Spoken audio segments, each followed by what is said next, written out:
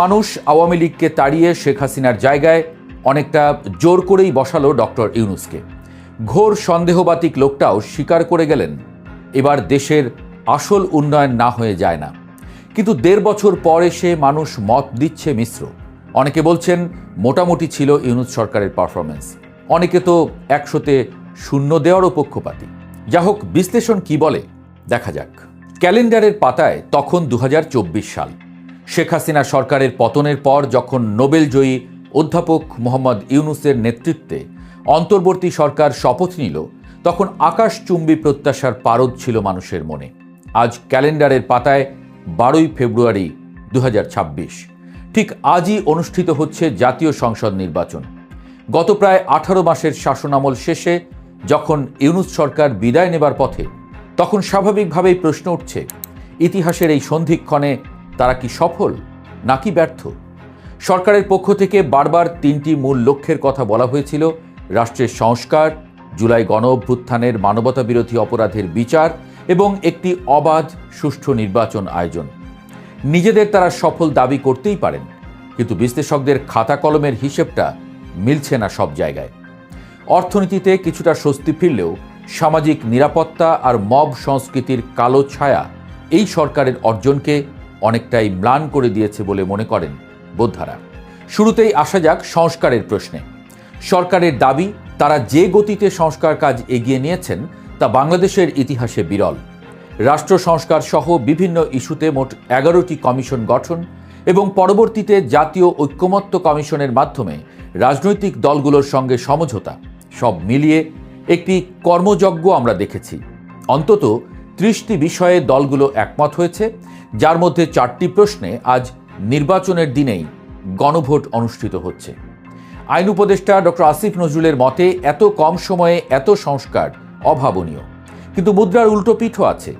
Transparency international Bangladesh টিআইবির নির্বাহী পরিচালক doctor ইফতেখারুজ্জামানের মতো পর্যবেক্ষকরা মনে করেন, সংস্কারের এই প্রক্রিয়াটি ছিল অনেকটা পিক অ্যান্ড চুজ এবং অ্যাডহকিজমের শিকার।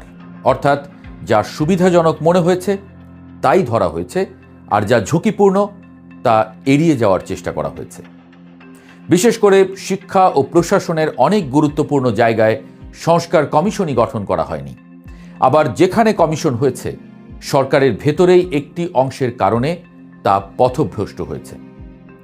আজ গণভোটে যদি না ভোট জয়ী হয়, তবে গত ১.৫ বছরের এই সংস্কার উদ্যোগের ভবিষ্যৎ কি হবে তা নিয়েও রয়েছে ধোঁয়াশা।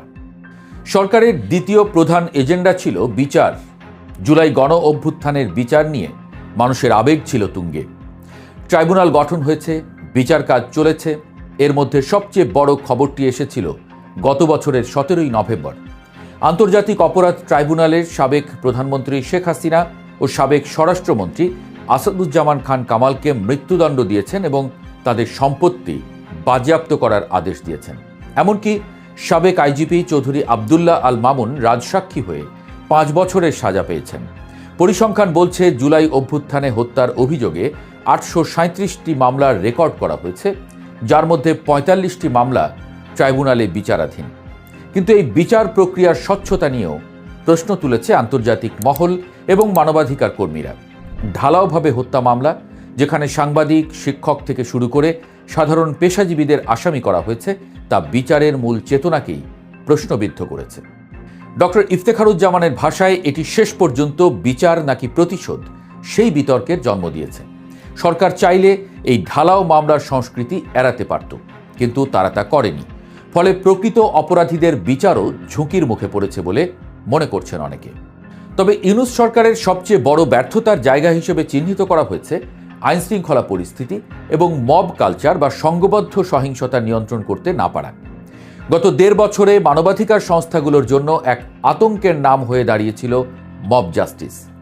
দেশের শীর্ষস্থানীয় 2 পত্রিকা প্রথম আলো ও ডেইলি স্টার ভবনে হামলা, মাজার ভাঙচুর, সাংস্কৃতিক কেন্দ্রে আগুন, এসব ছিল নিত্য নৈমিত্তিক ঘটনা। গত 18ই ডিসেম্বর রাতে যখন পত্রিকা অফিসে ঘণ্টার পর ঘণ্টা হামলা চলল, তখন সরকারের নীরবতা মানুষকে স্তম্ভিত করেছিল। সরকার কি তবে কোনো বিশেষ গোষ্ঠীর কাছে জিম্মি? বিশেষজ্ঞরা বলছেন, এই মব কালচারের পেছনে থাকা অতি ক্ষমতায়িত শক্তিকে ম্যানেজ করতে সরকার চরমভাবে ব্যর্থ হয়েছে।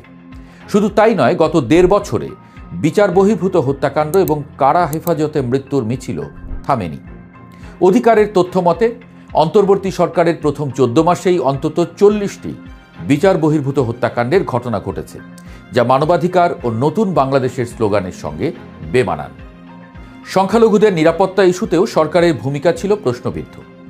বারবার হিন্দুদের বাড়িঘরে হামলা, ভালুকায় পিটিয়ে হত্যা কিংবা হিন্দু ব্যবসায়ীদের খুন হওয়ার ঘটনায় সংখ্যালঘু সম্প্রদায়ের মধ্যে তীব্র আতঙ্ক সৃষ্টি হয়েছে।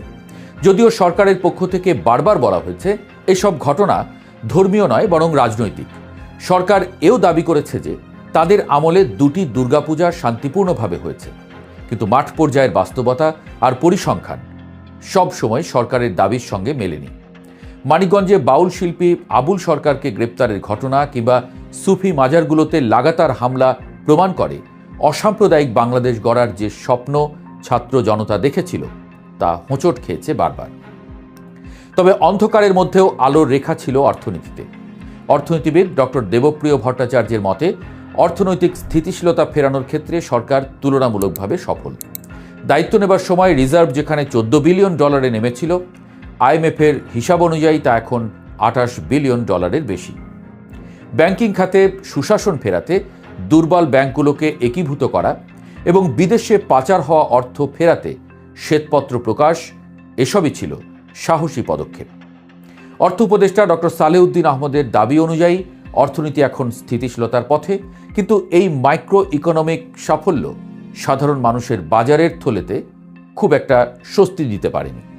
মূল্যস্ফীতি এখনও 8%-এর উপরে, চালের দাম না কমায় খাদ্য মূল্যস্ফীতিও ভোগাচ্ছে সাধারণ মানুষকে। পরিসংখ্যানের জিডিপি আর রিজার্ভের গল্প দিয়ে তো আর পেটের ক্ষুধা মেটানো যায় না, আর তাই সাধারণ মানুষের কাছে অর্থনৈতিক সাফল্যের দাবিটা কিছুটা ফিকে মনে হতে পারে। নারীর নিরাপত্তা এবং স্বাধীনতার প্রশ্নেও এই সরকারের আমলনামা খুব একটা সুখকর নয়। খোদ প্রধান উপদেষ্টা ডক্টর মোহাম্মদ ইউনূস গত বছর নারী দিবসে উদ্বেগ প্রকাশ করেছিলেন, কিন্তু পরিস্থিতির উন্নতি হয়নি। উল্টো নারী সংস্কার কমিশনের রিপোর্টকে ঘিরে নারীদের উপর আক্রমণ এবং বিভিন্ন বিশ্ববিদ্যালয়ে হেনস্থার ঘটনা ঘটেছে। ডক্টর ইফতেখারুজ্জামান একে আখ্যায়িত করেছেন নারীর সমতার ক্ষেত্রে ইতিহাসের সবচেয়ে বড় ধাক্কা হিসেবে। সরকার মৌলবাদী বা রক্ষণশীল গোষ্ঠীর ভয়ে নারীদের অধিকার রক্ষায় যে সৎ সাহস দেখানোর প্রয়োজন ছিল তা দেখাতে পারেনি, বা অনেক ক্ষেত্রে আপোষকামিতার পথ বেছে নিয়েছে সরকার। গণমাধ্যমের স্বাধীনতার প্রশ্নেও সরকারের অবস্থান ছিল দ্বিমুখী। একদিকে সাইবার সিকিউরিটি আইন বাতিলের কথা বলা হয়েছে, অন্যদিকে 167 জন সাংবাদিকের অ্যাক্রিডিটেশন কার্ড বাতিল করে আবারও তা ভুল বলে স্বীকার করা হয়েছে। সাংবাদিক আনিস আলমগীরকে গ্রেপ্তার কিংবা টক শোতে সমালোচনার জেরে চাপ সৃষ্টি, এসব ঘটনা প্রেস ফ্রিডমের উন্নতির দাবির সঙ্গে সাংঘর্ষিক। সরকার বলছে গুম খুন বন্ধ হয়েছে, পুলিশ বাহিনী এখন সক্ষম। বিচার বিভাগের স্বাধীনতার জন্য সুপ্রিম কোর্ট সচিবালয় অধ্যাদেশ জারি করা হয়েছে, যা বিচারকদের নিয়োগ এবং বদলির ক্ষমতা আদালতের হাতে ন্যস্ত করেছে। এগুলো নিঃসন্দেহে কাঠামোগত সংস্কারের ভালো দিক, কিন্তু বিচারালয় থেকে থানা সর্বত্রই দলীয়করণের বদলে নতুন কোনো গোষ্ঠীর প্রভাব বিস্তারের অভিযোগও কম নয়। বিশ্লেষকদের মতে ইউনূস সরকারের ঝুলিতে সাফল্যের চেয়ে আক্ষেপের পাল্লাটা বোধহয় একটু বেশি ভারী। রাজনৈতিক দলগুলোকে নির্বাচনের পথে নিয়ে আসা এবং একটি গণতান্ত্রিক প্রক্রিয়ার দিকে দেশকে ধাবিত করা তাদের অন্যতম সাফল্য। কিন্তু যে নতুন বাংলাদেশের স্বপ্ন নিয়ে ছাত্র জনতা রক্ত দিয়েছিল, যেখানে থাকবে না কোনো বৈষম্য, থাকবে না মব জাস্টিস, থাকবে মত প্রকাশের পূর্ণ স্বাধীনতা, সেই জায়গাটিতে পৌঁছতে সরকার অনেকটা পথ হারিয়ে ফেলেছে। অর্থনৈতিক ধস ঠেকানো গেছে সত্য, কিন্তু সামাজিক ও সাংস্কৃতিক যে ক্ষতের সৃষ্টি হয়েছে তা গত 1.5 বছরে তা শুকোতে কতদিন লাগবে তা সময়ই বলে দেবে। 100-তে তারা কত পাবেন সে রায় আজ ব্যালট পেপারে জনগণ দেবে। তবে বিশ্লেষকদের কেউ কেউ বলছেন তারা ফেল করেননি বটে, কিন্তু তাদের পাশ মার্কটার চেহারা বড্ড গরিবী।